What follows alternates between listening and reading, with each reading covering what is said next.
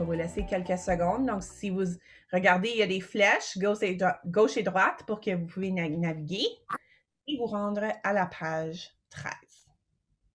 Et juste, encore une fois, juste pour ceux qui n'étaient pas là la dernière fois que c'était moi, mon plus grand conseil pour vous autres, c'est vraiment, vraiment de pratiquer le test pratique. La raison pour laquelle je vous dis cela, c'est que le test est honnêtement quasiment identique au test pratique. Si vous avez, je sais que c'est pas idéal qu'il y ait seulement un test pratique et que les chiffres ne changent pas, mais l'idée, c'est que c'est un bon point de départ pour savoir où s'en sortir, comment s'en sortir.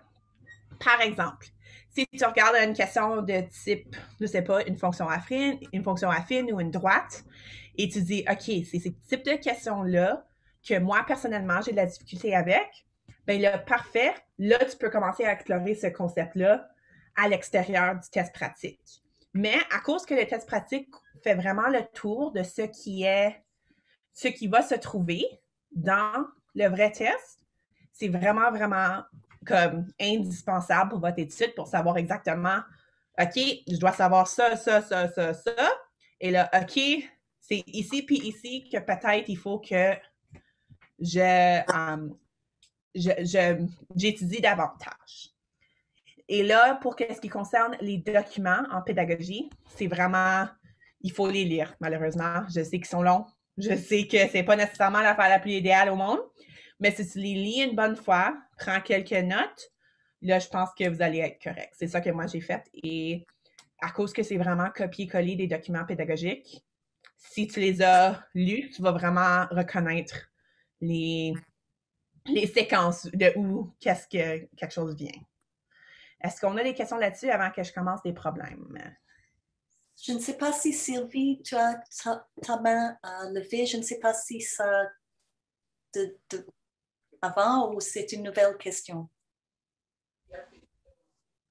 Non, pardon, ce n'est pas une nouvelle question. Alors, comment je fais pour l'enlever? Je reclique sur la petite main, c'est ça? Oui. Bon, et là, ça dit lower hand. Yeah, lower hand. Oui, je viens de le faire, mais ma main reste encore à côté de mon nom. OK, laisse-moi faire, je vais le faire, OK?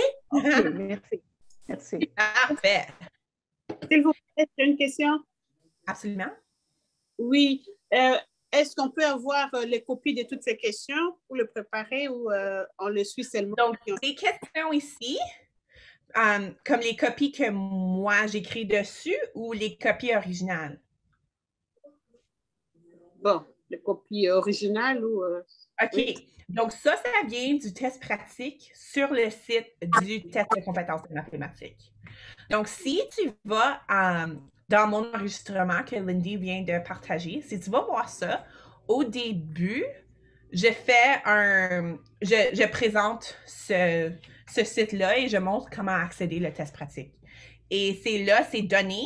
Et c'est comme ça que ça montre exactement. Le site du test pratique est super pratique pour montrer exactement qu'est-ce qu'on a besoin à étudier, des exemples, etc. Donc, je te suggère fortement d'aller checker ça. Je vais mettre le lien au test pratique maintenant dans le chatboard aussi. Parfait. Merci beaucoup, Lindy. J'ai une question justement par rapport aux questions que vous avez mises dans le Jamboard. Je sais que ça vient du test pratique, mais bon, ça n'a rien à voir avec les maths. Hein, mais je voulais savoir comment vous avez fait pour les exporter alors. Ça, c'est juste des captures d'écran. Une capture d'écran, d'accord, je comprends. Ouais, j'ai pris des screenshots du test pratique, puis après ça, je les ai mis dans un document juste pour être capable d'écrire par-dessus. Parfait. Excusez-moi. Bonjour. Allô? Bonjour. Oui, bonjour, je m'appelle Nawal. Excusez-moi. J'ai juste une question. Alors, je veux juste savoir, est-ce que vous avez déjà envoyé l'enregistrement des deux ateliers? Le premier atelier, pardon, et le deuxième atelier. Parce que moi, j'avais difficulté à me connecter lors du premier et deuxième. Oui, on les a envoyés, mais ils se trouvent également sur le site web de la FEO dans les deux liens que je viens de vous donner. Alors, il y a l'enregistrement de Natacha, l'enregistrement de Joanne Legault, et sur tous les deux, vous trouverez pas seulement l'enregistrement, mais aussi les différents liens que Natacha a utilisés et que Joanne a utilisé. En plus, il y a Amira maintenant qui vient de me demander de donner le lien pour la formation en anglais. Alors, je vais donner aussi un lien au site web de la FAO où se trouvent toutes les différentes sessions qu'on a fait en anglais également. Alors, je vais le mettre maintenant, ça me prend un peu de temps de le trouver, et puis je vais le mettre dans le chat box, OK? OK, merci. Alors, c'est tout sur le site web de la FAO. Alors, FAO, OK. Oui, alors c'est tout là. Excusez, s'il vous plaît. Oui. Est-ce que vous avez le lien pour la formation en anglais, s'il vous plaît? Oui, je vais justement le mettre dans le chat box. Formation en anglais. J'ai une question, s'il vous plaît. L'autre fois, Natacha nous avait dit qu'elle va nous envoyer vos résumés pour la partie pédagogique. Oui. Oui, mais par exemple, moi, je n'ai rien reçu jusqu'à maintenant. Je ne sais pas pour les autres. Si vous regardez sur le lien, parce que c'est souvent ce qui se passe, on envoie les liens après la session, ça va couramment, ça vient dans le courriel, c'est pour ça que j'ai appris le mot la semaine passée. Alors, si vous ne recevez pas quelque chose, vous allez sur le site web de la FAO, vous allez trouver le tout. Alors maintenant, je vous ai donné les deux liens aux sessions qui se passaient en français, et celui de Natacha contient également les notes que Natacha a partagées. Et je viens juste de mettre un autre lien vers les notes. Donc, ça, c'est mes notes personnelles pour ceux qui veulent savoir de quoi on parle. Donc, moi, j'ai pris des notes personnelles comme vite quand moi, j'ai passé le test. Je les ai retrouvées. Donc, j'ai pris des photos puis j'ai mis ça en PDF pour partager. Pas de jugement, ça se peut que j'ai des grandes fautes de grammaire là-dedans. J'ai écrit ça vite. C'était pas nécessairement comme un... Non, c'est très gentil. Oui, c'était pas mon intention de l'avoir comme matériel pédagogique, mais à cause que je les ai retrouvés, ça me fait plaisir de vous les partager. Oui. Donc ça, c'est qu'est-ce que ça fait? C'est des grandes lignes de faire croître le succès et apprentissage pour tous. Donc, sur ce, nous allons commencer de où on a arrêté la dernière fois, donc sur la page 13, ici sur mon Jamboard.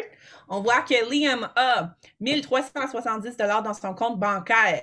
Il est riche.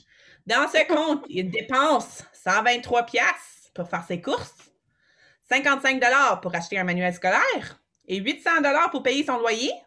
Dans ce même compte bancaire, Liam dépose un chèque de 260 $. Donc ici, vraiment, c'est juste, ils sont en train de vérifier que tu connais où sont les additions et où sont les soustractions. Donc, on voit ici qu'il commence avec 1370, mais là, je vais mettre ça en rouge pour ses dépenses. Il dépense 123 $, ça commence bien. 55 $ et 800 $ parce que ses dépenses, ses courses, son manuel scolaire et son loyer, malheureusement, ça lui coûte de l'argent. Mais là, son chèque qu'il dépose, ça, c'est quelque chose qu'il reçoit de plus. Donc, je pense que cette question ici, à cause que malheureusement, la plupart d'entre nous ont des billes à payer, on connaît bien comment l'argent monte et descend. Donc ici, si on a notre 1370, on va ajouter 123, 55 et 800 pour voir. Non, excusez, on va soustraire. Wow, je vais vite. Soustraire ses dépenses. J'ai même mis du rouge et du vert, puis ça va mal encore. Soustraire. Désolée, gang. On va soustraire ses dépenses et on a le droit à une calculatrice. Donc ça, on peut pitonner ça vraiment vite. Ou tu peux faire ça. Pardon? Est-ce qu'on a droit à une feuille? Parce que moi, je le passe en présentiel quand même. Oui, on a le droit. Tu passes en présentiel. Moi, je l'ai passé en présentiel. Donc, ce qui arrive, c'est que tu arrives là et il te donne un crayon et 2-3 feuilles de papier lignées. Et tu peux tout écrire. Moi aussi, je suis quelqu'un qui écrit ça vite tout le temps sur du papier. J'écoute mes calculs. Donc c'est dans le Jamboard comme ça aussi? C'est un Jamboard ou bien c'est juste un site où on doit le test comme tel? Oui, comme tel. Le test comme tel, ça va être sur un site, mais tu vas aussi avoir accès à des feuilles de papier pour écrire à la main. D'accord. OK. Merci. Et puis, même si tu vas en personne, vous allez avoir le test sur l'écran et le calculatrice que tu peux utiliser, c'est sur l'écran. D'accord. Oui, mais est-ce que, s'il vous plaît, est-ce qu'en ligne, c'est quand on passe l'examen en ligne, c'est possible d'avoir aussi du papier avec un crayon pour pouvoir faire les calculs? Oui, pas faire ce raisonnement. Okay. Oui, mais il va vous demander de montrer le papier pour montrer qu'il n'y a rien, dessus. Oui, c'est nous qui apportons le papier et le crayon et la calculatrice si on veut. On peut apporter. Quand tu vas personnellement, en personne? Oui, en personne. Non, en personne, ils vont te donner les papiers et le crayon. Selon ce que moi, j'ai compris. C'est ça, ouais. En personne, tu n'as rien le droit. Tu te présentes comme ça, puis après ça, c'est eux autres qui te fournissent le crayon et le papier. Et soit en présentiel ou en virtuel, la calculatrice est intégrée sur le site. C'est trop poteau. D'accord. OK, s'il vous plaît, une dernière question. Pour l'enregistrement du 2 juin, là, quand je clique sur le lien, je vois que c'est celui du 26 qui apparaît. Oh, c'est probablement juste un problème de lien. Je pense qu'on a fait le 26, la présentation. Ta première présentation, c'était le 26, n'est-ce pas? Oui, ma première présentation était le 26. Mais il y a un autre calomie qui est le 2 juin. Qui est le 2 juin. Il y a un problème. Je vais me renseigner et voir que le lien est corrigé. OK. Merci pour m'avoir. Merci. Oui, à la fin de la session, Lindy est vraiment bonne. Elle envoie tous les liens, tout facile, clé en main. Donc, vous allez voir que vous allez tous recevoir ça. Ne vous en faites pas. Et là, si on ajoute notre 260 pour l'argent qu'on redépose dans notre compte bancaire, ça, si on pitonne ça super vite sur une calculatrice, ça nous donne 652. Parfait, la réponse est là. C'est toujours le fun quand la réponse est là. Là, si on regarde à ça vite aussi, on peut voir que si elle avait... Oh, Liam, je ne devrais pas dire elle, je pense Liam, probablement c'est un gars. Si il avait 1370, il ajoute 260, on sait que son total va probablement être en bas de 2000, à cause que ça, c'est toutes des dépenses. Donc, tout de suite, le 2000, on sait qu'il est erroné. Donc, des fois, c'est ça aussi que tu peux faire, qui est vraiment le fun avec un test à choix multiple.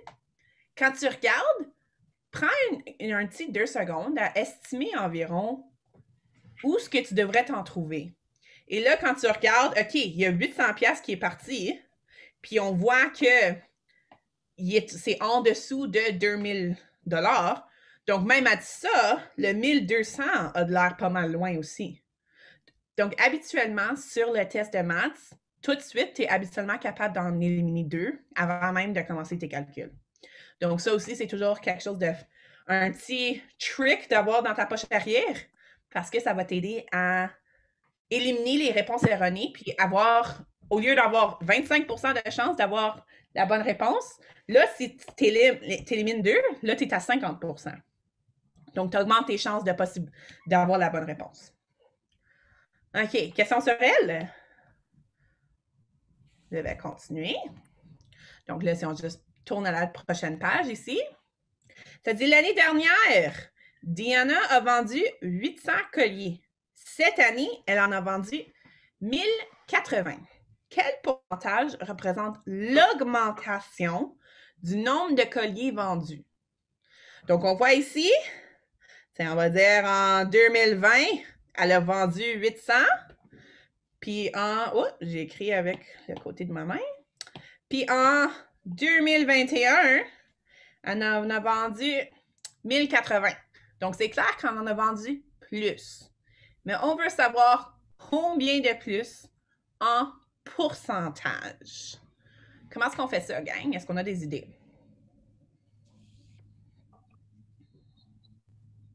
Moi, ce que j'ai essayé, c'est de passer à travers tous les pourcentages qui sont là. J'ai fait 3,5% de 800 au fur et à mesure et j'ai trouvé que c'était 35%. Ah, bonne idée. Absolument. Donc, qu'est-ce que tu peux faire aussi, c'est que tu peux tester tes réponses. Tu peux regarder, OK, donc si tu as 800 et tu veux trouver 13%, donc fois 0,135, ça va te donner quelque chose. Tiens, je vais le faire même sur mon cellulaire vraiment vite. Donc, 800 fois 0,135. Est-ce qu'on voit où est-ce que j'ai pogné mon 0,135? J'ai fait 13 sur 100 à cause que c'est 13%, qui est égal 13,5, qui est égal à 0,135. Donc là, si j'ajoute 800 fois 0,135, ça va me donner 108. Donc là, ça serait 108 de plus. Donc là, ça serait 908 si la réponse était de 13,5. Mais là, on sait, non, c'est pas ça. Donc, tu peux continuer comme ça pour aller vérifier. Ou tu peux faire le calcul pour trouver la réponse. Les deux fonctionnent. Donc, au lieu, qu'est-ce qu'on peut faire? C'est que, comme vous avez vu dans mon petit calcul, il fallait que je trouve la différence entre les deux. Donc, si je fais mon 1080 moins 800 pour voir combien de colliers de plus est-ce que j'ai vendu. Donc, je trouve la différence. Donc, vite, je fais mes petits pitons. Ça va me donner 280. Donc là, mon 280, ça, c'est le plus. On a vendu 280 colliers de plus dans cette année-là. Par exemple, en 2021, par rapport à 2020. Là, notre question, c'est que 280 représente quel pourcentage de notre valeur initiale? Donc, 280 est égal à quel pourcentage de 800? C'est ça qu'on est en train de chercher. Est-ce qu'on comprend ça? L'idée, parce que c'est le pourcentage d'augmentation. Donc, c'est le pourcentage de surplus sur notre 800. Donc là, comme ça... Madame, j'ai une question, s'il vous plaît. Excusez-moi de vous interrompre. Pourquoi on n'a pas dit 280 de 1080? Donc, il faut toujours partir de la valeur initiale. Parce que c'est ça, c'est la valeur initiale parce que c'est une augmentation. Donc, si on parle d'une augmentation, on parle d'une augmentation de quoi? Donc, on doit commencer de notre début pour voir comment on a augmenté. Mais c'est une bonne question, ça. Donc, on commence de l'initial. Si ça aurait été une diminution, on commence quand même par l'initial. Parce qu'on a parti d'ici, puis on a fait un pourcentage, mais on a fait combien? Ça, c'est la question. Donc là, c'est pour ça qu'on commence de là. Donc là, si on fait... Excusez, je pense que vous avez entendu. J'ai juste dit merci. Pas de problème, ça me fait plaisir. Donc, de là, on peut diviser un de l'autre, mettre ça en une fraction pour voir ça me donne quoi. Donc là, 280 divisé par 800 donne 0,35. Donc, comme nous connaissons que ça ici, c'est comme 35 centièmes, si on parle en décimaux, qui est égal à 35%. Donc, la personne qui a fait l'effet erreur, qui est tombé sur 35, vous avez bien tombé parce que c'est ça notre réponse finale. Question sur elle. Et aussi, si on regarde ici, même si on pense même chose avec l'élimination, on peut regarder 74%. Ça, c'est pas mal haut. Ça veut dire que c'est 3/4 de plus. 800 plus 3/4 de 800, donc 800 plus comme 600, c'est pas mal plus haut qu'on visait. Donc, par exemple, lui, on peut dire au revoir. Donc, même idée que tu peux regarder à tes réponses, dire OK, ça c'est pas mal loin de où est-ce que je veux me trouver. On passe. Puis on trouve quelque chose d'autre. OK, je vais passer à la prochaine. Donc, la page 15 de mon beau petit Jamboard. Ouh, du pad mouse. Donc, ça ici, c'est vraiment juste pour vérifier que vous en souvenez de l'ordre des opérations. Donc, on a notre bon petit ami Pedmance qui nous donne l'ordre. Ou, en anglais, ils disent bedmouse. C'est pas mal la même chose, juste au lieu de dire parenthèse, ils disent brackets. Mais c'est la même chose. Donc, n'importe quel qui fonctionne pour vous autres, allez-y fort. Donc, juste pour s'en souvenir. Natacha, c'est Blandine. J'ai encore une petite question. En fait, absolument. Oui, moi je sais PEDMAS, c'est comme ça que moi je dis PEDMAS. Et donc, en l'utilisant comme ça m'a induit en erreur sur cette question. Parce que j'ai fait l'addition avant la soustraction. Parce que ici, quand on met PEDMAS, on voit directement que l'addition vient, c'est le A ici à la fin. Ça vient avant la soustraction. Donc, moi, j'avais privilégié,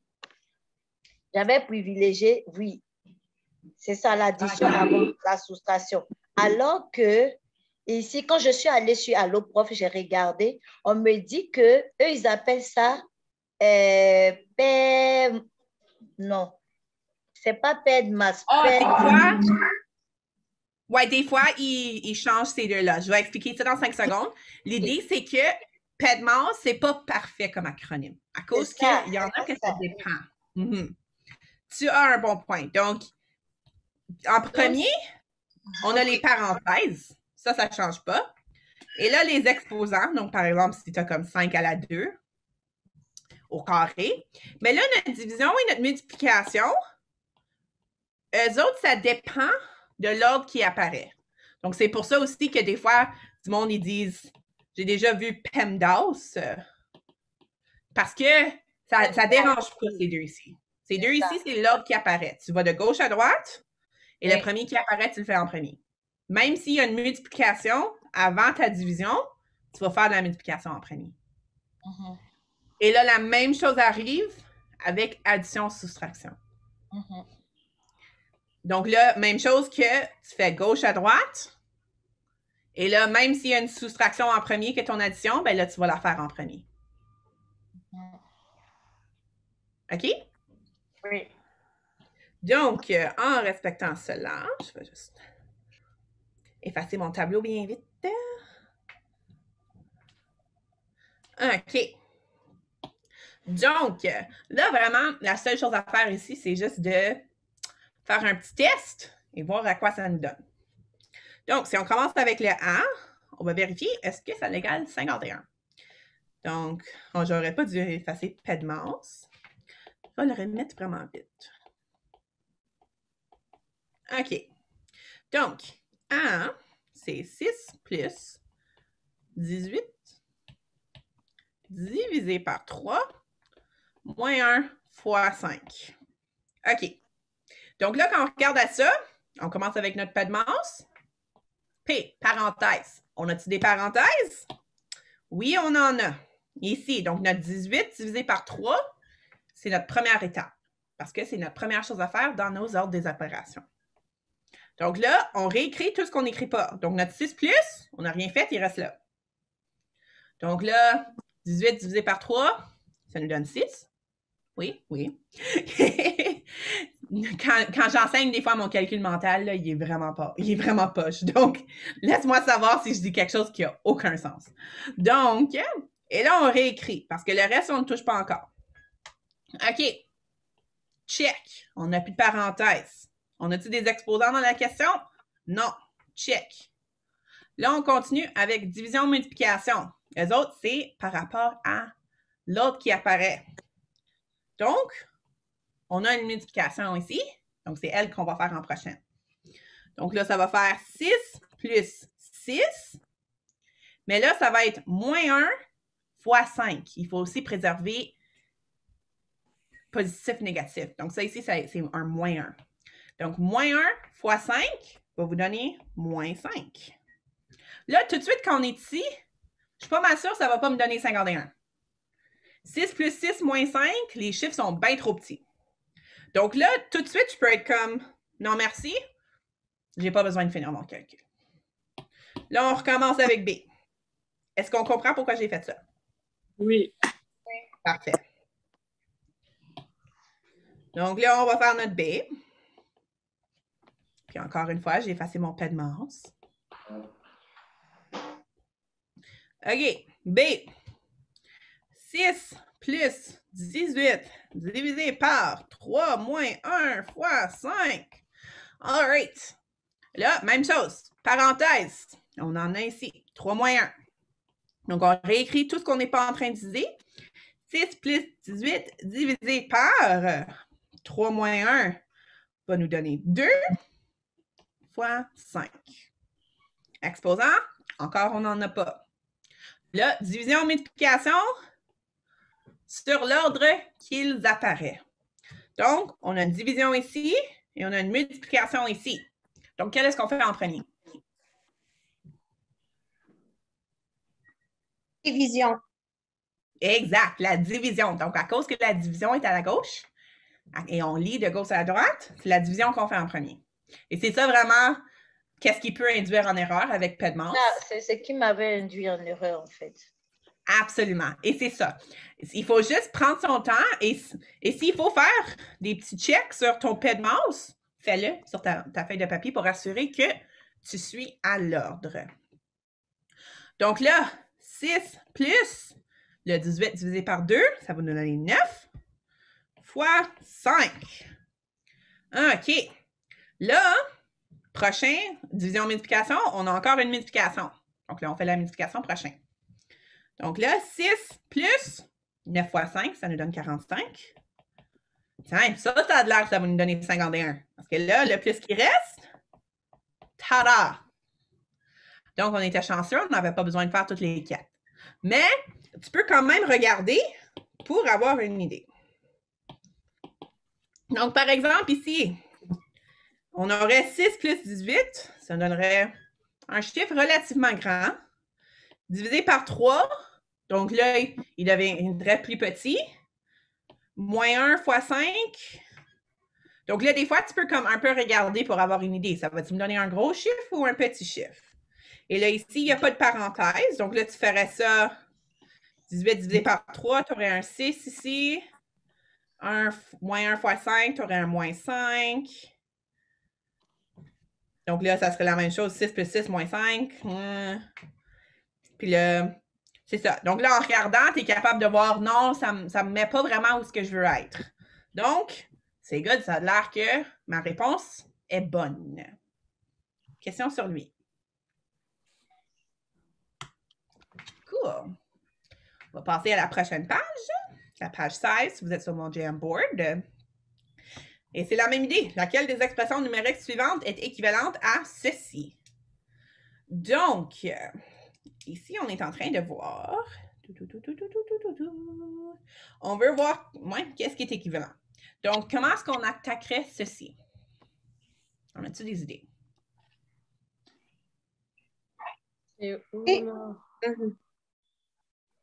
On ne voit pas très bien le chiffre qui est caché derrière le stylo, mais disons c'est le chiffre caché derrière le stylo. Oui, c'est ça. 72 divisé par 12 plus 120 divisé par 12. On le voit. C'est la réponse, c'est la troisième, je rabaisser. C'est C. Oui, directement, si on développe, c'est la troisième. Exactement. Donc, c'est ça. C'est vraiment la distributivité. Oui. On peut le faire, mais on ne peut pas le dire. Ça a de l'air. Donc, c'est ça. Donc, ça ici, tu peux même, si tu veux voir ça dans une fraction, tu peux aussi regarder à ça. Donc, 72 plus 120, à cause que c'est dans une parenthèse, la division par 12... C'est comme quoi? J'ai 12 deux fois. J'ai oublié un 0. La division par 12, c'est toute la parenthèse qui est divisée par 12. Donc, qu'est-ce qu'on peut faire? On peut regarder à ça comme 72 plus 120 sur 12, parce qu'une division puis une fraction, c'est la même chose. Et là, si vous voyez mieux comme ça, si tu penses que si tu fais, par exemple, 5 quarts plus 6 quarts, c'est égal à 5 plus 6 sur 4. Tu peux toujours, quand tu as une addition par-dessus, tu peux toujours le séparer en 2 fractions distinctes. Donc, ça, j'ai juste fait quelque chose de vite, juste pour avoir une idée. Donc, mais tu peux faire la même chose. Donc, ici, dans notre question, c'est égal à 72 sur 12 plus 120 sur 12. Parce que ça, c'est juste avec l'addition des fractions. Quelque chose qui est si le numérateur est une addition, tu peux les séparer en 2 et juste garder le dénominateur pareil sur les 2. Et là, quand tu vois ça, c'est peut-être un peu plus clair comment on se rend ici. Parce que une division, c'est une fraction. Donc, c'est égal à 72 divisé par 12 plus 120 divisé par 12. Qui est exactement ce que nous trouvons dans nos questions. Et là, si on veut regarder aux autres réponses, juste pour avoir une idée, si ça c'est pas super évident sur le top, qui est bien correct, si on regarde à la A,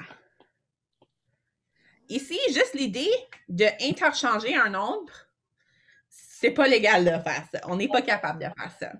Donc, on peut pas juste une addition et une division, on n'est pas capable de juste les changer de place et que ça soit la même chose. Donc, ça ici, désolé, mais c'est pas comme ça que ça marche. Là, le prochain, là, si on regarde, je suis même pas sûre où ils ont pogné ces nombres ici. J'essaie de voir comment ils essaient de nous truquer, mais je pense que c'est pas mal... Ouais, ils ont complètement enlevé une division, puis ils ont changé ça à des additions. Ça n'a pas vraiment de sens, qu'est-ce qui se passe ici. Donc, ça non plus... OK, là, on regarde notre C. Notre 72 est rendu là, plus 12. Donc, on a rentré un 12. Vraiment, c'est la même idée. On a commencé à jouer avec des choses dans la parenthèse, vraiment de façon aléatoire. Donc, non plus, non merci. C'est pas ça qu'on fait. Donc, encore comme ça, si tu es capable de juste éliminer d'autres réponses aussi, ça t'aide à trouver la bonne. Question là-dessus? OK. Je passe. Moi, je me dis, une fois qu'on a trouvé la bonne réponse, est-ce que ça nous donne encore du temps d'aller vérifier les autres? On est limité en temps. Je veux dire, on n'a que 3 heures. Une fois qu'on a trouvé la réponse, est-ce que c'est obligatoire de vérifier à chaque fois? Je ne te conseille pas de faire parce que si tu vas le faire, tu risques la... Donc, alors, moi, je me dis, dans la mesure où on a une seule bonne réponse, là, on n'a pas besoin de vérifier. On a une seule bonne réponse dans tous les choix qu'on nous offre. Donc, dès qu'on tombe sur la bonne réponse, bon, on passe à autre chose. Ouais, OK, merci. Absolument, c'est ça. Moi, la raison pourquoi je suis en train de donner des petites stratégies, c'est plus ou moins pour que, par exemple, si tu n'es pas sûr de ce que tu es en train de faire. Ça peut arriver, j'espère que ce n'est pas le cas, mais que vous n'êtes pas trop sûr comment procéder, puis vous essayez quelque chose que vous n'êtes pas trop sûr si c'est la bonne démarche et que la réponse est là. Mais si vous voulez cette rassurance d'extra, ça, c'est des façons comment le faire. Mais vous avez raison que si dans ta tête, tu es comme « OK, c'est comme ça que je le fais » et tu tombes pile sur une réponse, ben là, parfait, passe à autre chose. Mais c'est juste que si, par exemple, tu as du temps d'extra aussi puis tu n'es pas nécessairement certaine sur quelques questions, tu peux retourner et peut-être prendre une petite vérification. Mais j'avoue que ce n'est pas nécessaire de le faire pour chaque question. Ça peut devenir une perte de temps, absolument. Parce que chaque section, tu as le droit de retourner sur ces questions-là jusqu'à temps que tu la soumets. OK. Bonjour, Natacha. Allô?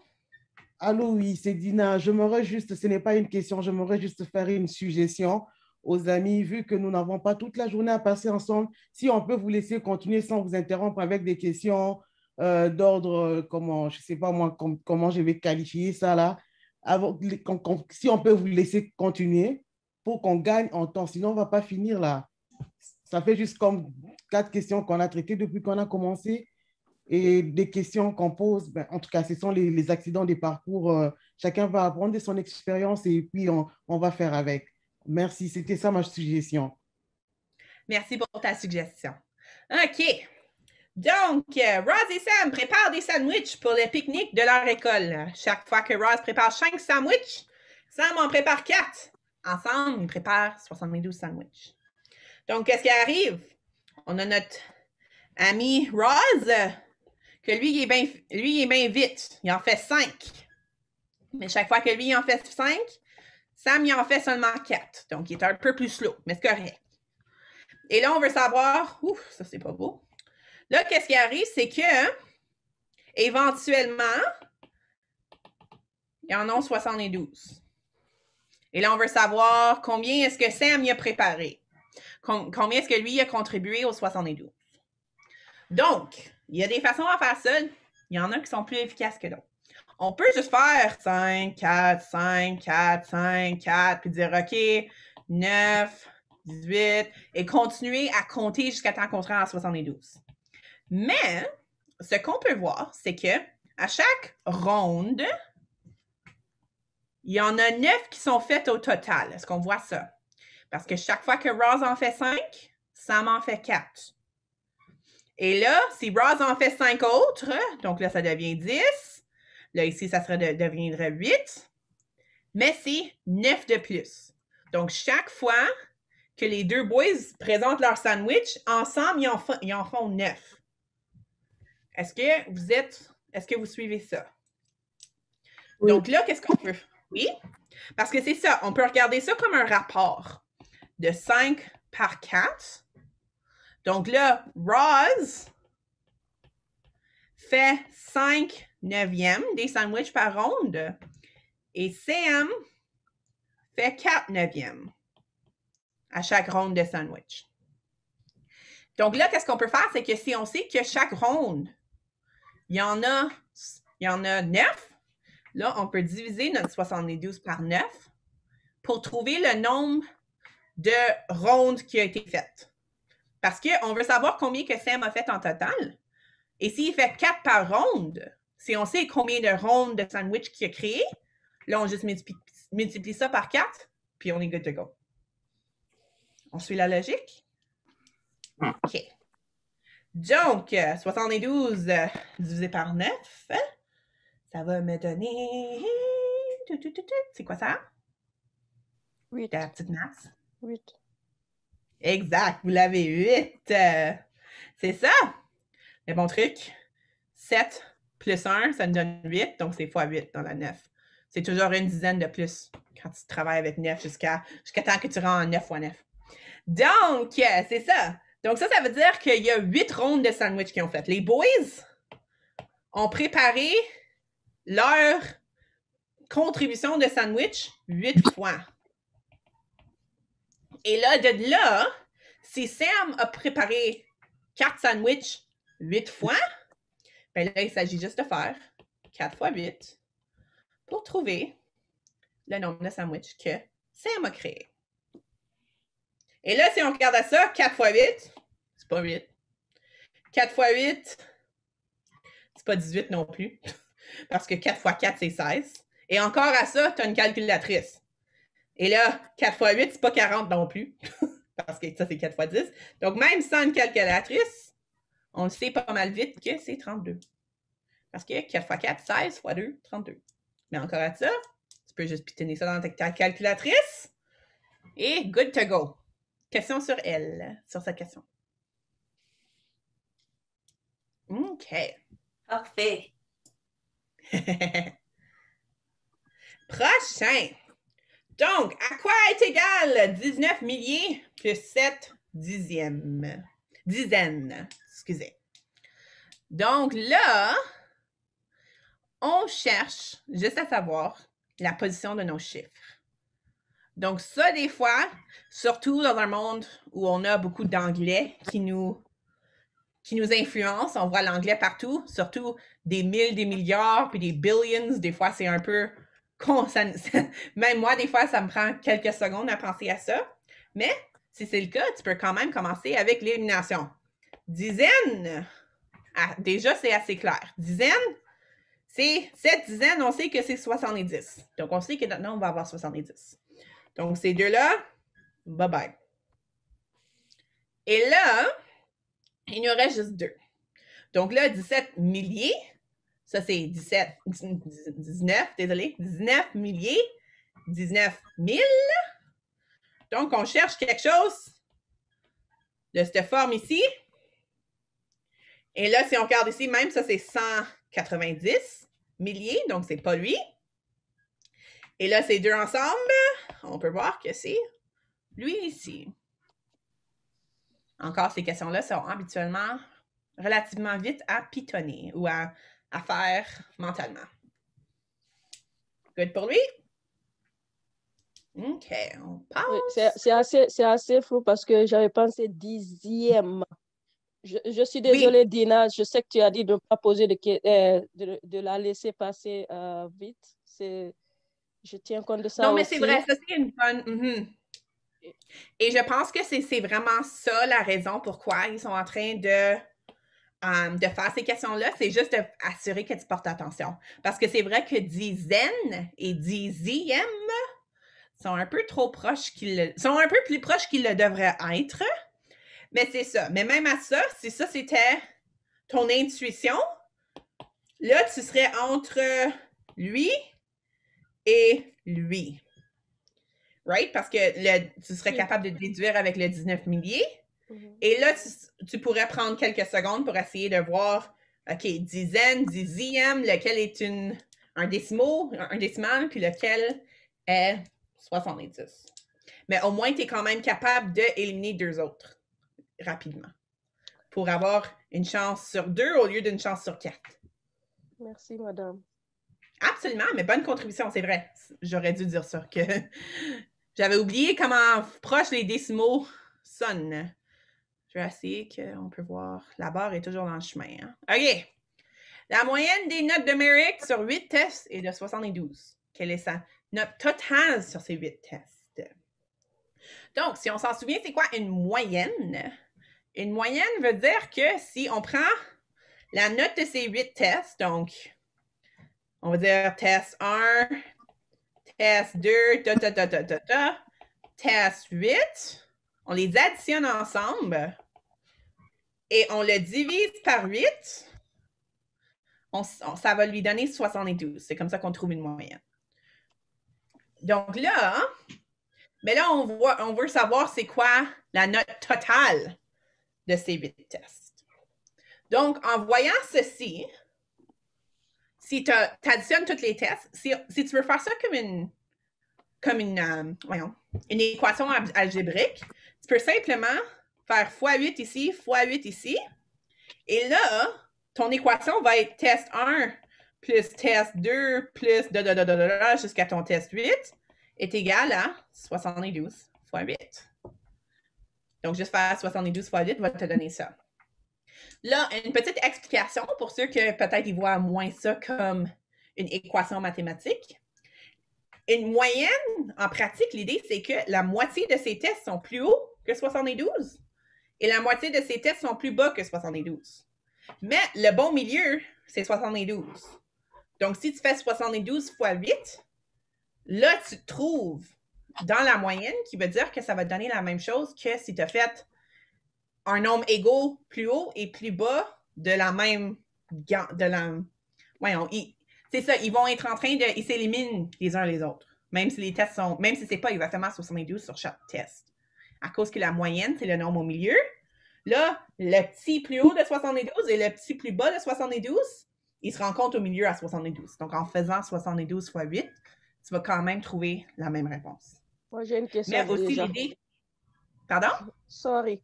Mais pourquoi les 8 x 8, en fait? Sur 8 x 8. Ça, j'aurais dû probablement faire ça une différente couleur. C'est l'idée que je fais... j'apporte le 8 de l'autre bord de mon équation. Donc, à cause que c'est une division par 8, là, je fais x8 de mon 72 pour éliminer la division. Parce que, es-tu d'accord avec moi qu'une moyenne, c'est, on additionne, ça c'est, j'écris juste T1, T2, T3, ça c'est juste les notes de tous les tests, on ne les connaît pas. Et là, on divise par le nombre de tests. Es-tu d'accord avec moi? Oui, madame, je suis d'accord. Oui. Absolument. OK, parfait. Donc là, on sait que la réponse de ça... Hein? On sait que cette moyenne-là est 72. Caleb va prendre son truc aussi. Désolée? OK. Donc, on sait que cette moyenne-là est 72. Mais nous autres, on veut savoir, la question nous demande la note totale de ces 8 tests. Mais à cause, avec cette équation ici, la note totale, elle est techniquement direct ici, si on savait ce nombre-là. Parce que c'est la somme de tous nos tests. Donc, tout ce qui manque, c'est que on a la note totale divisée par 8. Mais on veut la note totale toute seule. Donc, on élimine cette division-là en la mettant de l'autre bord de notre égalité, en la multipliant. Ouais. C'est juste une autre façon de la regarder. Oui, oui. Parfait. Et là, la dernière sur celui-ci, mais j'ai d'autres documents, c'est juste que Jamboard permet seulement 20 diapos par document. C'est pour ça que j'ai 1 de 3 pour acheminer éventuellement. Donc, quel nombre se situe entre 7,129 ou 129 millièmes et 7,156 millièmes?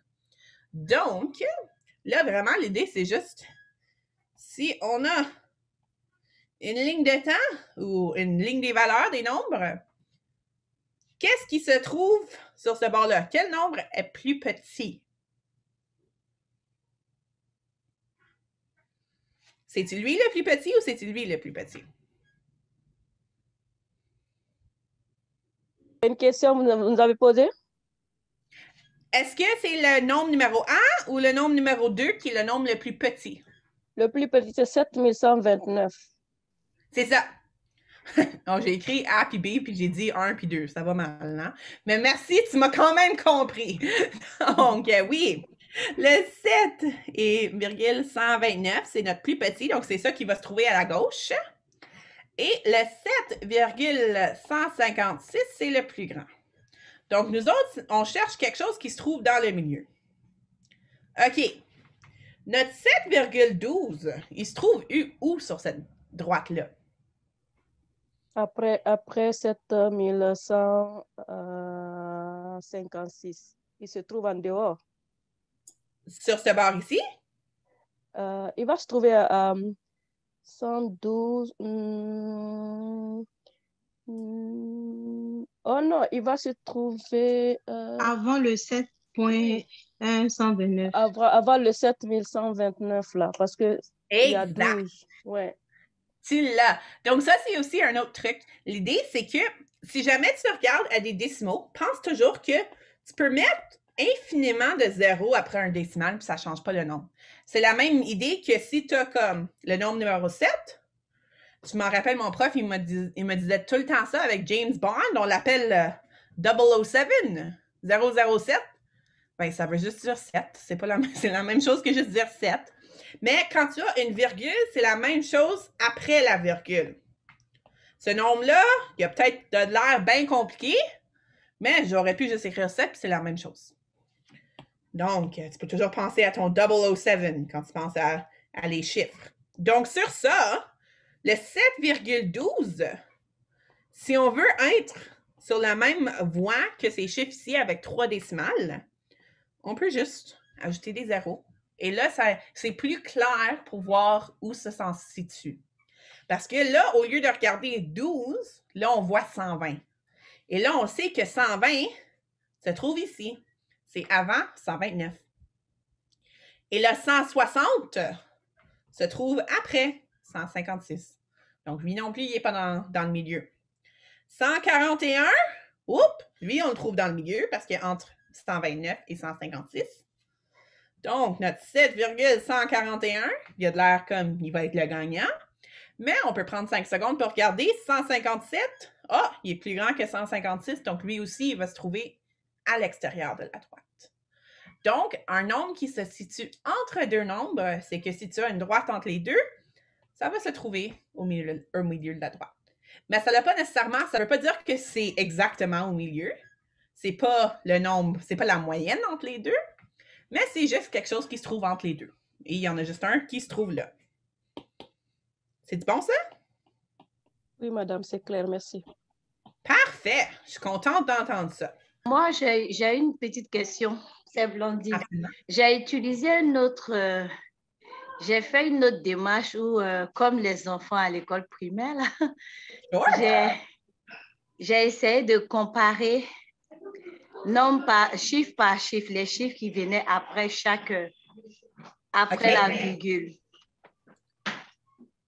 OK, Donc, on t'a regardé ici, comme tu as commencé avec le 1, puis là, le 2, le 6. Voilà, OK. c'est ce que j'ai fait. Et j'ai gagné du temps et puis j'ai trouvé la bonne réponse aussi. Ah, parfait. Si tu as trouvé la bonne réponse et ça l'a bien donné, continue de même. Moi, vraiment, qu'est-ce que j'essaie de faire, c'est que j'essaie de donner des petits trucs d'extra pour ceux qui peut-être qui voient cette question-là, c'est comme « Oh, je ne suis pas très sûre comment commencer. » Mais si tu as déjà une stratégie qui fonctionne bien, continue de même. OK. Donc, sur ça, pas de problème. Je vais changer de document au 2 de 3. Je vais le mettre dans le Jamboard s'il y en a qui veulent suivre sur le document. Donc, vraiment, comme j'ai dit, je suis juste en train de continuer. C'est juste à cause que Jamboard me laisse seulement mettre 20 pages par document. Donc, j'ai fait 3 parties. Donc, pour ceux qui n'étaient pas là, la première session que j'ai faite, j'ai juste mis au début, ça, c'est les feuilles de formule que nous avons accès durant le test. Donc, si vous allez sur le test pratique, vous allez voir en bas à gauche, à droite, voyons. En bas à droite, j'ai besoin de pratiquer mes gauches et droites. En bas à droite, il y a un petit icône qui te laisse ouvrir. Tu cliques ça à n'importe quel temps. Et quand tu cliques ça, la feuille de formule, il y en a 2 de même qui sortent. Et tu as toujours accès à ça. Donc, durant votre étude, je ne vous conseille pas de savoir les formules des solides par cœur parce que, ben, tu les as. Et la même chose, quand tu arrives à la section avec calculatrice, la calculatrice se trouve de la même façon. En bas, à droite de votre écran, ça va être pas mal clair. Il va y avoir une petite calculatrice et tu peux penser que la calculatrice qui apparaît, ça a l'air pas mal comme les calculatrices de base que tu trouves sur les iPhones, là. Il n'y a rien de fancy, mais ça marche. Il y a plus, moins, puis il y a des nombres, mais c'est pas mal ça que tu as. Donc, ne t'attends pas à une calculatrice scientifique qui va tout répondre pour toi, mais si tu es capable de pitonner tes chiffres, elle va te donner la réponse. Donc, là, on passe à celui-ci. Donc, Léla colle ensemble 5 boîtes pour créer ce prisme rectangulaire. Les dimensions de chacune des 5 boîtes sont 9 par 9 par 9. Et on cherche l'aire totale. Donc, ici, il essaie de nous truquer, il essaie de nous faire penser un peu plus fort pour savoir, OK, l'aire totale du prisme rectangulaire comprend quelle partie de chaque bloc. Donc, ici, il y a différentes façons que tu peux le faire. Tu peux soit commencer à faire, parce que ces blocs ici, j'essaie de penser à une façon de comment le dessiner que l'intérieur ici de chaque bloc n'est pas compris dans l'aire totale du prisme à cause qu'ils sont collés ensemble.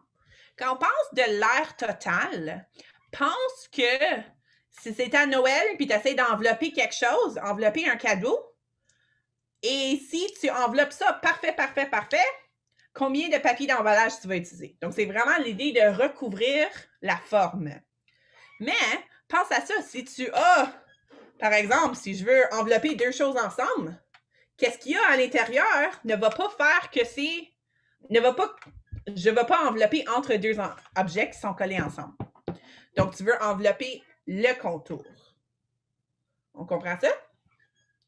Donc, pour ça, c'est vraiment juste ça, c'est de penser, OK, qu'est-ce qui est compris comme le contour, puis qu'est-ce qui est genre éliminé ou ignoré quand ils sont collés ensemble. Et c'est pour ça, les parties en rouge que j'ai démontrées, c'est les parties qu'il faut ignorer. Donc, on peut soit prendre les dimensions du prisme rectangulaire parce qu'on peut facilement savoir c'est quoi, par exemple, cette longueur ici, en juste ajoutant le 9, le 9, le 9, le 9, jusqu'à temps qu'on se rend à la fin. Ou on peut commencer à faire chaque petit cube Et là, commencer à éliminer les parties qui ne sont pas incluses. C'est vraiment, ça dépend vraiment juste qu'est-ce qui t'appelle plus facilement, qu'est-ce que c'est plus naturel pour toi de le faire. Je te conseille d'aller vers là. Moi, qu'est-ce qui est plus naturel pour moi? C'est de trouver les dimensions du prisme rectangulaire et là, de là, le faire comme ça. Donc, on sait que c'est tout 9 partout. Donc, 9, 9, 9, 9, Donc, je vais faire ça pour ne pas avoir l'écriture partout, puis on ne voit rien. Je vais faire ça de même. OK. Donc, si je fais un nouveau dessin, comme ceci, plus ou moins, je ne suis pas artiste, désolée de l'atrocité qui s'en vient. Donc, ça a l'air un peu comme ça, plus ou moins. Donc, de là, on veut savoir c'est quoi la longueur ici. Mais on sait que c'est 9 plus 9 plus 9 plus 9 plus 9 plus... Non, pas lui. Lui, c'est sur le côté. Mais c'est... Tiens, je vais changer la couleur parce que même moi, je me suis apportée à confusion. Donc, la largeur, comme ça, et la hauteur dans cette couleur-ci. Donc, la longueur, on a 5 groupes de 9. Donc, 5 fois 9, c'est 45. Donc, c'est 45 cm de large.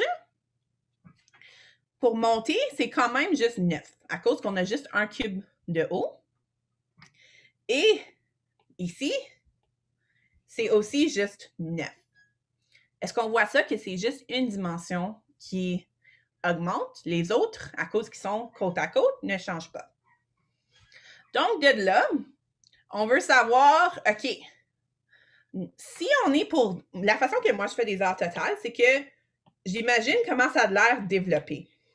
Donc, je ne sais pas si vous en souvenez à la petite école, quand ils nous donnaient quelque chose qui avait de l'air comme, tiens, on va dire comme ceci. Et c'était, et là après ça, on s'amusait bien, on était capable de couper ça, envelopper ça, puis faire une figure en 3 dimensions. Est-ce que vous voyez comment est-ce que j'ai dessiné ceci? Ça ici représente les 2 bouts. Et là, si j'étais pour couper ça, monter les 2 bouts, là, je serais capable de plier sur les lignes et créer cette figure ici. C'est les tranches, madame. Les tranches? Ah, parfait, ouais, OK. Dans la petite école, comme vous dites. C'était les tranches qu'on met pour recouvrir. Exactement. Ça, OK. J'oubliais absolument à quel point, qu'est-ce qu'on appelait ça, mais je suis contente que quelqu'un suivait mon idée. C'est ça, des tranches. On est plus peut-être habitué à ceux qui font le cube, là, que ça a l'air comme ça, là, plus ou moins. Ça a l'air quasiment comme un jeu de marelle, puis là, tu mets ça tout ensemble, tu coupes ça, tu plies les lignes, puis là, boum, tu as un cube, puis c'est bien le fun dans la petite école. Donc, là, on a pris notre figure en 3 dimensions, puis on a mis ça dans une figure plane. Et là, on juste retranscrit les bannières. Donc, encore, je vais lentement, juste pour assurer qu'on est tous en train de se suivre. Mais l'idée, c'est que ça, dans ta tête, tu pourrais faire ça probablement plus vite que moi. Donc, là, on voit que tous ces rectangles au milieu, tous les autres ont la même aire parce qu'ils sont tous les deux 9 par 45. Et ces deux ici ont la même aire à cause que c'est 9 par 9. Donc, vraiment, si on veut faire le gros calcul de ça, on a 2 carrés qui sont 9 fois 9 pour trouver l'aire. Et là, on a 4 rectangles qui sont 45 par 9. À cause que j'ai fait l'aire de lui, plus l'aire de lui, plus l'aire de lui, plus l'aire de lui. On a 4 rectangles qui sont tous les deux 45 par 9. Et on a 2 carrés qui sont tous les deux 9 par 9. Donc ça, c'est juste, j'ai fait une petite formule pour rétrécir tout ça et tout calculer ça en même temps en voyant que vraiment, j'ai juste 2 différentes formes qui sont répétées. OK. 9 fois 9, 81. Et là, fois 2, 160. 162, oui. 162. Puis là, 45 fois 9, 405 fois 4, va me donner 1620. Et là, on les ajoute ensemble. Puis boum, on a une réponse. Et on l'a trouvé. Parfait. Est-ce que vous voyez comment j'ai fait ça? Encore une fois, je pense qu'il y a même des... Ah, OK. Donc, il donne une formule ici qui est... Qui probablement... Ouais, ça, c'est pour l'air total de ça. Tu peux aussi faire ça. C'est une façon de simplifier ceci. Moi, habituellement, je trouve ça... Je compte le nombre de rectangles sur le côté, je compte les bases, puis là, j'ajoute ça ensemble. N'importe quoi qui fonctionne pour toi, continue de même. OK. On va passer à la prochaine. Zéad a un sac de 40 billes. Un quart sont rouges, 12 sont bleues et toutes les autres sont blanches. Il retire des billes du sac sans regarder. Quelle est la probabilité que je choisis une bille blanche? OK. Donc là, l'idée, c'est que il y a un sac de billes. Il y en a 40. Et là, on a un quart d'entre eux sont rouges. 12 sont bleus. Et là, reste blanc. On va faire semblant que j'écris en blanc, mais ça a l'air qu'on ne va pas bien voir si j'écris en blanc. Donc, premièrement, la première chose que moi, je vois, mon instinct, c'est que, OK, wow, on parle avec des fractions, on parle avec des nombres, puis là, on parle avec la différence. Qu'est-ce qui reste? How about, on met tout ça dans des nombres en commun, comme on parle d'un même type de nombre. Donc, moi, mon instinct, c'est de trouver combien de billes de chaque il y a. Donc, un quart de 40, tu peux faire 40 divisé par 4, vite, tu vas trouver que c'est 10. Donc, on a 10 billes rouges. 10 billes rouges. Et là, nos bleus, ils ne changent pas. On a encore 12 billes rouges. 12 bleus. Et là, reste blanc. Donc là, si c'est le reste, bien là, on peut juste faire, on peut trouver la différence. On en a 40 en tout. Donc là, 40 moins 10 moins 12. Donc 30, 20, 18, c'est ça? Oui. Je vais juste m'assurer. Oui. Parfait. Je vais juste m'assurer parce que, comme je l'ai dit, quand je fais du calcul mental, des fois, là, c'est pas mal embarrassant du stuff que j'écris quand je pense pas. OK. Donc, on a 18 blancs. Là, on sait qu'est-ce qui est tout là. Là, on trouve une probabilité qui fait une bille blanche. Donc, combien de billes blanches est-ce qu'on a? On a 18 billes blanches sur 40. Est-ce que vous voyez ça? On a 40 billes en tout et 18 sont blanches. Donc là, on a 18 sur 40 chances d'en pogner une blanche. Et là, si on fait ça sur la calculatrice, on va voir que ça se simplifie à 0,45. Et ça, c'est nos chances. Donc, ça, c'est la réponse. Question là-dessus?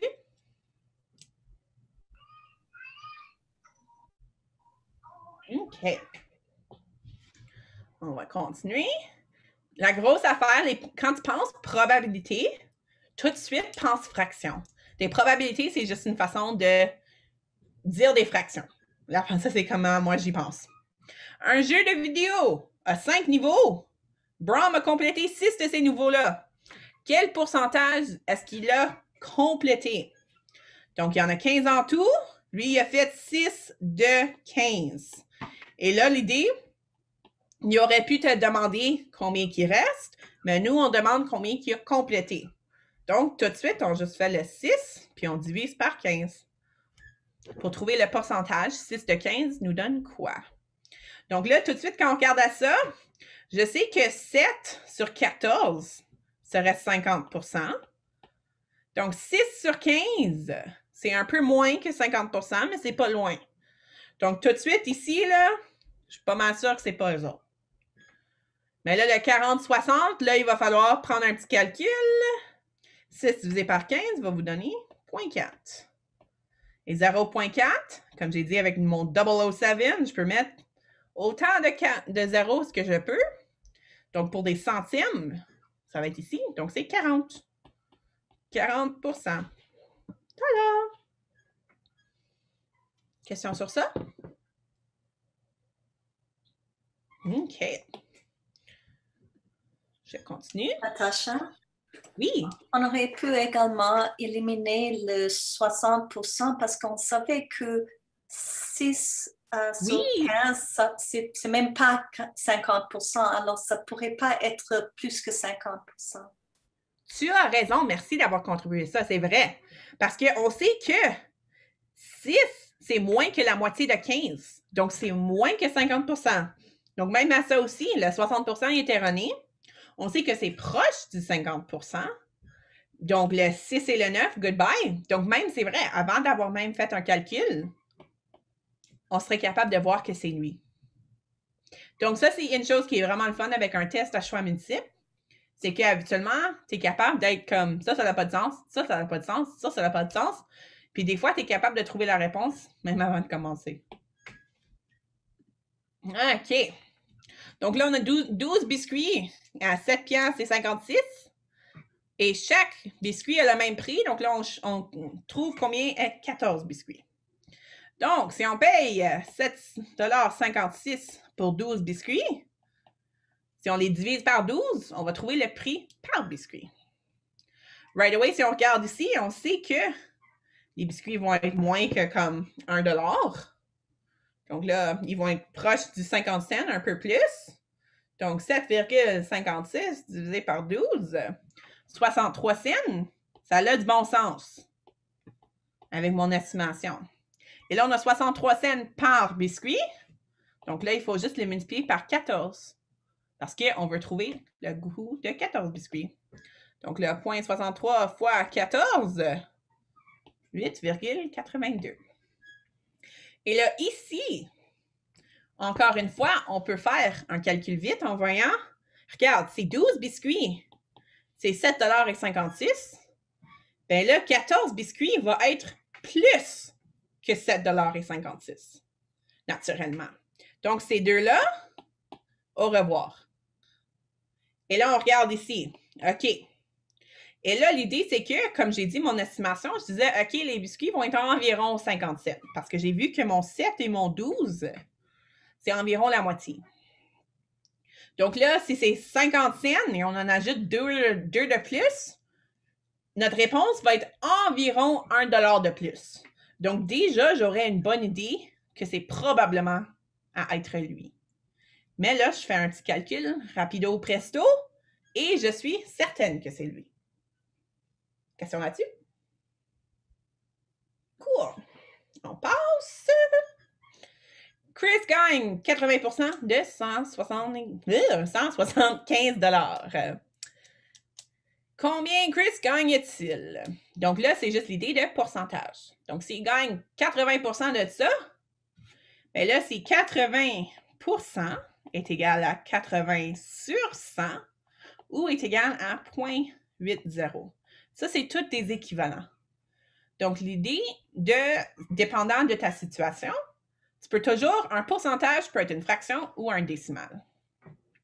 Ici, si on veut le comparer avec 175, ça serait bien facile d'utiliser la décimale. Donc, si on fait 175 fois 0,80, là, on va trouver 80% de 175. Tu peux aussi faire 175 fois 80 divisé par 100. Donc, tu peux faire fois 80 divisé par 100, ça va te donner la même chose que si tu as fait ça. Si ça, ici, c'est plus clair dans ta tête, c'est plus vite de faire 2 pitons que d'essayer de transférer à ça quand ça va te donner la même réponse. Once again, c'est 100% à vous autres. Si tu as une méthode qui fonctionne bien, continue de même. Donc là, ça va te donner 140. Et là, encore une fois, si on regarde ici, s'il fait 80% de 175 $, j'espère pour l'amour du Saint-Ciel qu'il ne fait pas 14 $ le jour. Ça serait vraiment pas le fun pour lui. Hein? Et même chose avec 35 $ le jour. 80%, on pense que c'est quasiment une totalité, quasiment un entier. Donc, ces deux-là, non merci. Et là, oups, je suis tombée à 50-50 pour avoir la bonne réponse. Donc là, je viens d'augmenter mes chances de bien répondre à la question avant même d'avoir fini de la lire quasiment. C'est bon ça? Et je passe. OK, les lois des exposants. Wouhou! Donc, ça ici, les lois des exposants, il faut juste les savoir. Donc, n'importe quoi que tu vois ici, c'est une question qui vérifie que tu connais les lois des exposants. Donc, si tu as, tiens, je vais utiliser 3 à la A fois 3 à la B, c'est la même chose que 3 à la A plus B ou 3 à la A moins 3, non. 3 à la A divisé par 3 à la B, c'est égal à 3 à la A moins B. Donc, l'idée, c'est si la base, elle doit être pareille.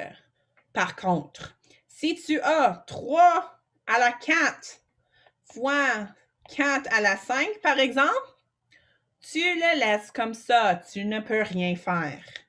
C'est seulement quand tes bases, qui est le gros chiffre, quand ils sont pareils, là, tu es capable de les simplifier ensemble.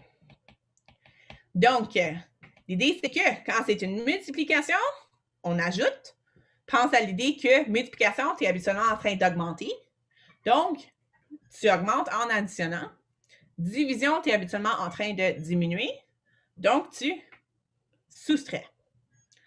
Et c'est vraiment juste, c'est ça, c'est 5 secondes puis c'est fini. Donc, 3 à la 11 fois 3 à la 2, selon ma loi que je viens de démontrer, c'est égal à 3 à la 11 plus 2. 11 plus 2, 3 à la 13. Et c'est tout. C'est vraiment, et comme tu peux voir, il faut que tu les connais parce que si tu fais 11 fois 2, tu vas être dans le cas de 22. Si tu fais... Ouais, puis là, l'idée ici, si tu multiplies les 3, bien là, ça se peut que tu te trouves là. Mais l'idée de penser, c'est que la base ne change pas. Donc, la loi des exposants, n'importe quoi que tu vois, quelque chose de même, ne touche pas ta base. Donc, tu peux éliminer cela. Et là, pense que, OK, je dois faire quelque chose de différent que le signe. Donc, pas lui non plus. Question là-dessus. Et si ceci, ça a l'air comme c'est quelque chose que vous n'avez jamais vu, allez sur une recherche Google ou quelque chose de même, la loi des exposants, des vidéos YouTube, je suis sûre qu'il y en a plein. Et ça va te démontrer comment jouer avec ça. C'est vraiment juste un petit truc que tu joues avec. Et quand tu les connais, ça va super bien. Mais il faut les connaître. OK. Je pense. Un rectangle est coupé en corps. Chaque corps est coupé en 4 parties égales. Quelle fraction représente chaque partie du rectangle? OK, ça c'est juste l'idée de... Et comme j'ai dit, tu as un papier crayon. Donc, tu as un rectangle coupé en corps. C'est coupé en 4. Et là, ça dit chaque corps est coupé en 4 parties. Donc, ça veut dire que chaque partie comme ça est coupée dans un autre 4 parties. Donc, il y a des personnes qui vont être capables de faire ça dans leur tête, que 4 et tu divises encore fois 4, c'est comme ton numérateur, ça fait du 4 fois 4 qui va nous donner 16.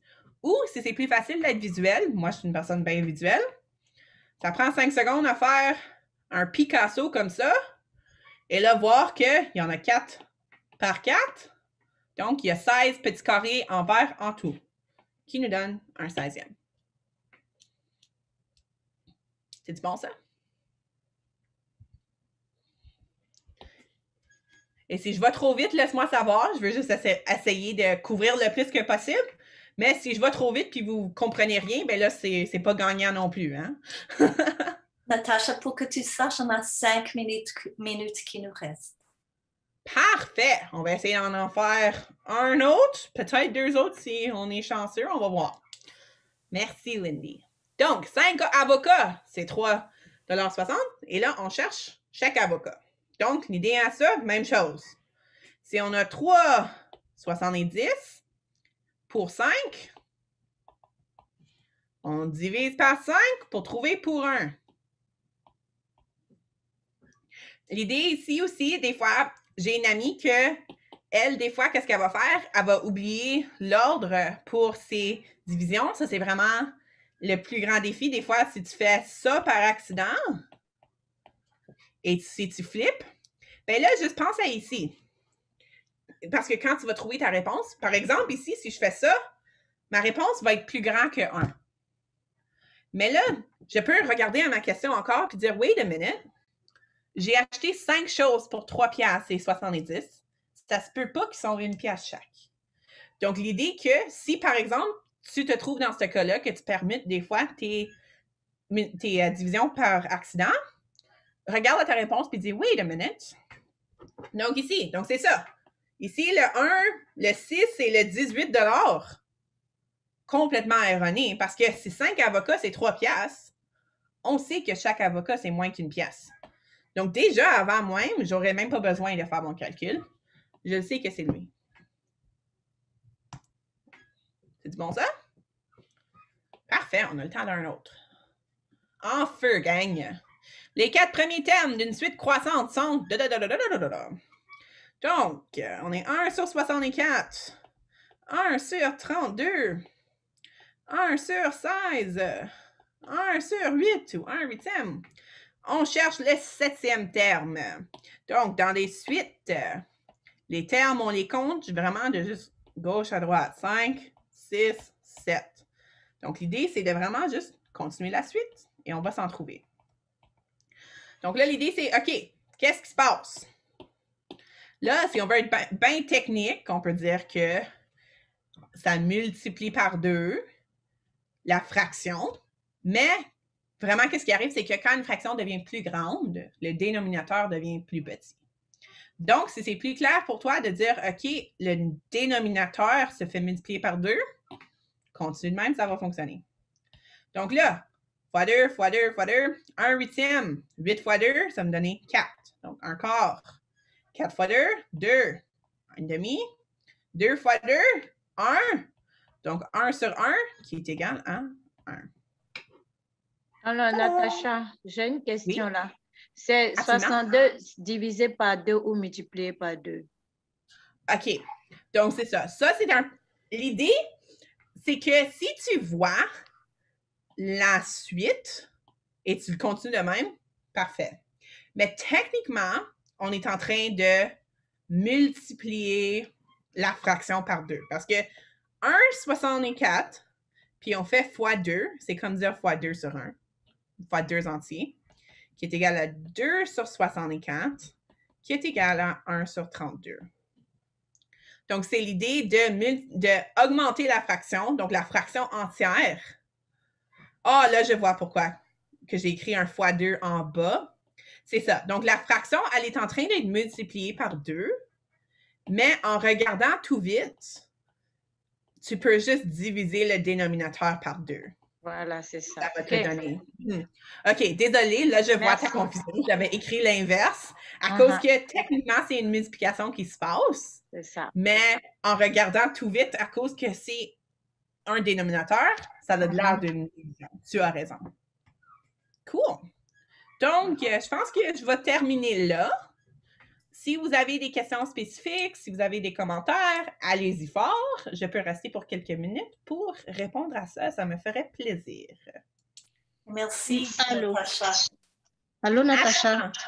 Allô. Oui, bonjour, c'est Davila. Allô, Davila. Oui, j'aimerais savoir, parce que la première séance qu'on avait eu à faire ensemble, vous avez dit que vous allez déposer des exemples dans un lien, mais moi, je n'ai jamais trouvé ce lien. Je ne sais pas où le prendre. OK. Donc, les liens que j'ai donnés, Lindy, elle envoie des courriels après les séances. Si vous êtes enregistré pour les séances, vous avez donné un courriel. Et sur ce courriel-là, elle envoie des beaux liens. Elle est vraiment sweet. Elle donne tout ça clé en main pour tout le monde. Et sur ça, vous allez avoir des liens vers mon Jamboard. Donc, par exemple, ces pages ici, avec mes beaux petits barbeaux. Oui. Si vous êtes capable de les regarder une deuxième fois puis les comprendre, parfait. Désolée si ça n'a pas nécessairement de l'air comme de l'art. Mais donc, il y a ça. Et il y a aussi mes notes personnelles. Donc, oui, c'est ça, les notes personnelles. J'ai rien reçu, Natacha, jusqu'à date. Ils sont tous sur le site web de la FAO avec l'enregistrement de la session de Natacha. Alors, le même lien que je vous ai donné plus tôt, il y a l'enregistrement de la session de Natacha et avec l'enregistrement, il y a les notes et le lien au Jamboard. Alors, c'est tout là et je vais encore donner le lien.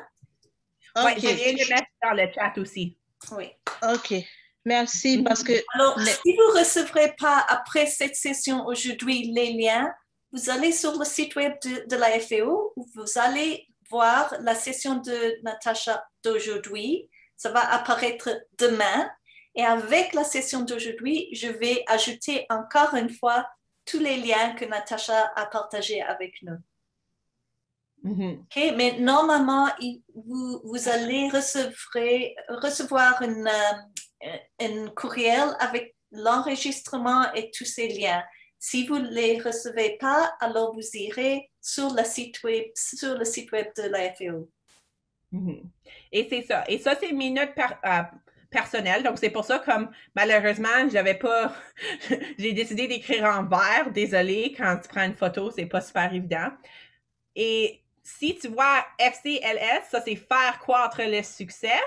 OK. Et là, APT, c'est apprentissage pour tous. Comme je dis, c'est pas nécessaire... Comme, il faut quand même lire les documents, mais ça, c'est mes notes personnelles que j'ai écrites quand je lisais le document. Et là, après ça, j'ai tout lu le document une fois en prenant ces notes-là. Et là, j'ai juste étudié mes notes personnelles et là, j'étais correcte. Donc, si ça peut t'aider, allez-y fort. Je les ai numérisés pour vous. Mais comme j'ai dit, ça se peut qu'il y a encore des trous, là. Ça ne va pas passer de juste lire juste ça puis pas lire tous les documents, malheureusement. Natacha, comme je vois qu'on perd des personnes pour le moment, je voulais juste te remercier pour tout ce que tu as partagé avec nous aujourd'hui. Je trouvais ça vraiment incroyable d'apprendre plus de stratégies et je voulais juste vraiment dire merci 1000 fois pour tout le monde.